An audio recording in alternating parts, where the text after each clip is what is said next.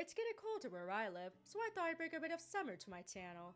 And there are fewer things annoyingly synonymous with summer than blood-sucking pests. Mr. Mosquito, because they sure as hell could call it the Suckmaster. From my memory, Mr. Mosquito, also known as Ka in Japan, seems to have been the weird PS2 game, and for good reason.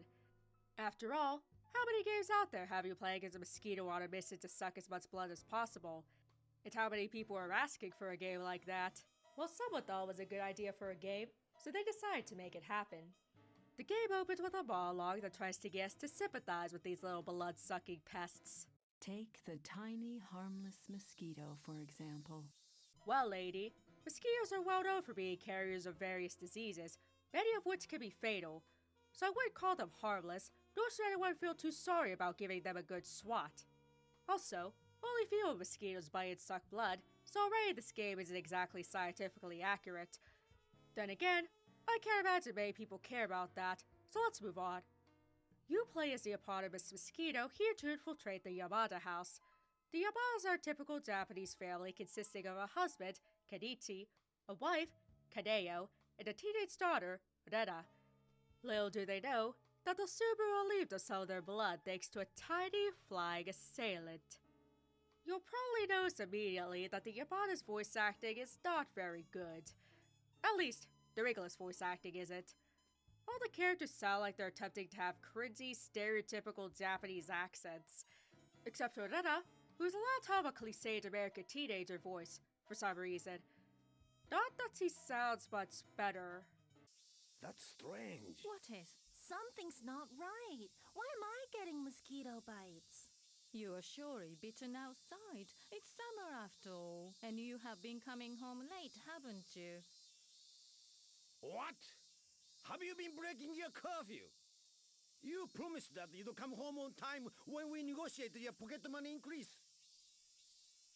But no one has to come home at 5 nowadays. Still, while the voice acting is objectively not very good, I can't say I minded too much in this game. Considering how cheesy the whole experience is, I guess it's only fitting that we have some so bad it's good quality voices. When the first level begins, we're thrown right into the fire without much of an explanation of how things work. Luckily, the controls are pretty simple. R1 moves you forward, while L1 slows you down and reverses you. Steering is controlled with the left analog stick with inverted controls, and the right stick moves the camera around. You can also use R2 to make a quick U-turn. All in all, pretty similar to a lot of flight controls in games. It's a bit awkward, but easy enough to get the hang of once you start playing. Finally, the circle button is used to interact with objects, and, most importantly, to suck. And sucking is something we're going to be doing a lot of. Don't take that out of context. It's not as easy as just landing on the person's skin and sucking away, though. In each of the 12 levels, there are certain spots that you need to land on that can be sucked. One of the most infamous of these is in Stage 4, where Rena is taking a bath. That's where you need to wait until she's at peak relaxation, where you're prompted to poke your proboscis right above her breast. That is one pervy mosquito.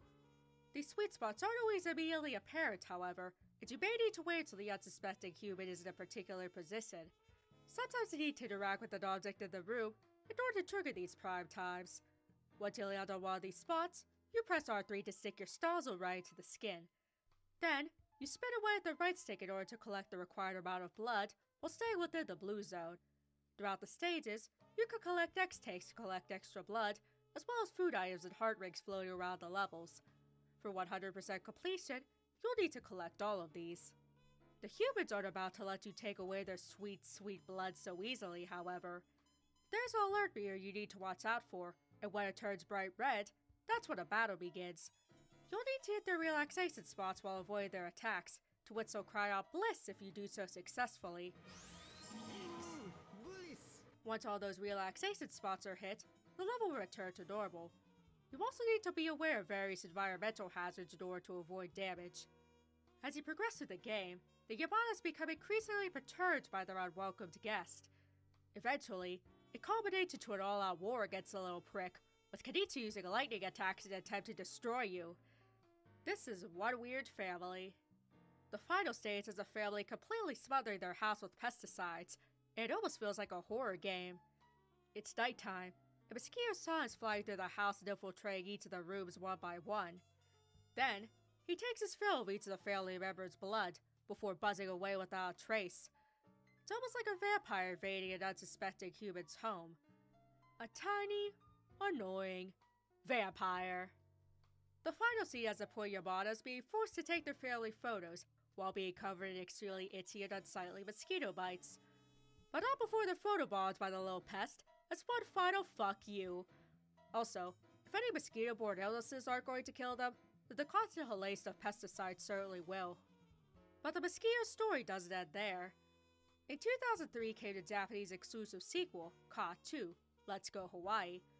As the title screen appears, a soothing female voice beckons us to suck together. Let's suck together. Her words, not mine. The Yamadas are going on a vacation to Hawaii. However, unbeknownst to them, an all too familiar adversary has stowed himself away into their luggage. Meanwhile, an American family, the Browns, are hosting the Yamadas, and are absolutely certain that they've obliterated any trace of mosquitoes in their home.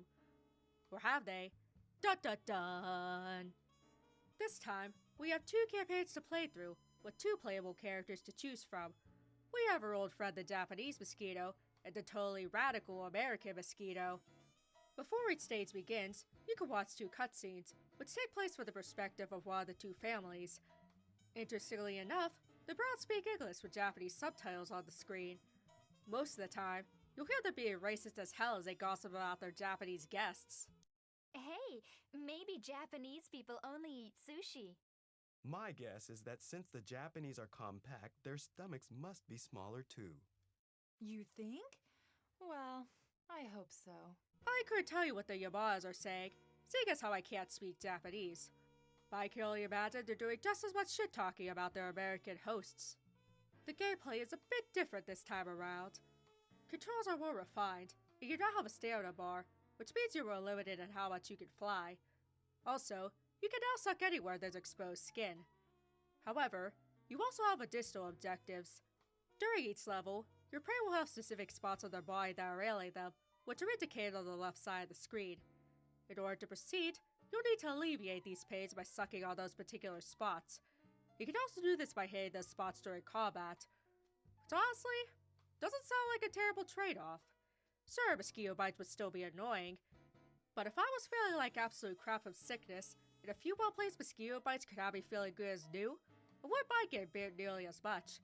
I just place a hot spoon on the bites to relieve the itching. Also, there's no longer a stress meter. Instead, you need to watch the person's movements carefully. If it looks like they're about to swat at you, then that's your cue to get the hell on out of there.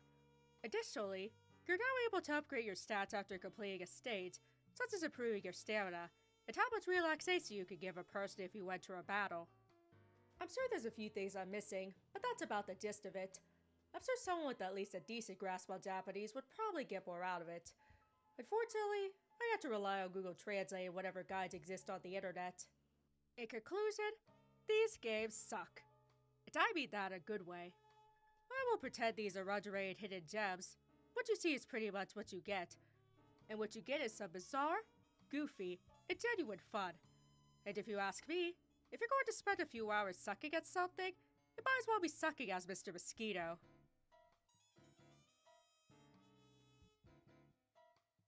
Thanks so much for watching. If you enjoyed the video, be sure to click like, and subscribe if you want to see more.